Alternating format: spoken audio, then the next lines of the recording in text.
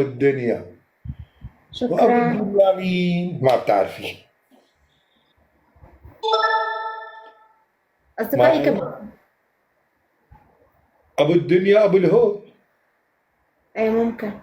آه. تلعب جولة. ليه العبي جولة يا عمو العبي، أهلا وسهلا. حضرتك من وين؟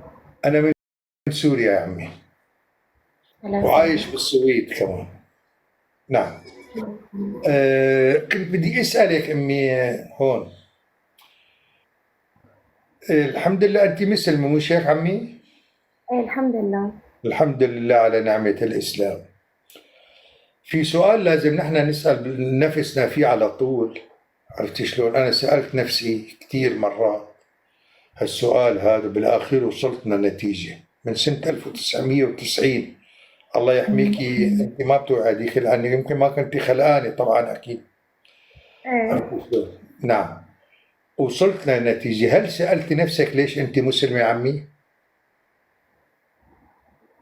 الحمد لله هذا على نعمة لازم الإسلام. كل واحد يسأل نفسه. يعني آه. لما بيسألك ليش أنت مصرية أبوي، بتقولي أنا من أرض مصر، أرض الفراعنة، أرض المصريين اللي بنوا حضارات وعملوا، بتعطي التاريخ مظبوط. مم. طيب ليش أنت مسلمة؟ والله يا عمو أنا فاتحة لايف ما طالبة معي عمق أبدا بالحديث. أيوة. نعم. يعني ما طالبة معي أبدا إن أنا أتعمق بقى بدك تفرفشي وترتاحي. نعم. حقك، حقك عمي.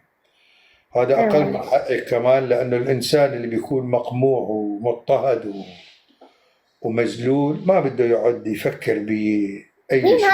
مين هذا المضطهد والمظلوم والمقموع يا. يعني أنت تعال تعال تعال تعال تعال تعال تعال، مين هذا طالما أنت المضطهد مسلمة والمقموع؟ على راسي، طالما أنت مسلمة. القرآن ايه. سواك كالخرى، قال وأن جاء أحدكم الغائط أو لامستم انا عرفت النساء. ان انت راجل مهزأ من اول كلمة قلتها، اقسم بالله. كل روح هالقد يا ابن إلهك، الكلب. كل هالقد إلهك انقلع. سواك خرى يعني.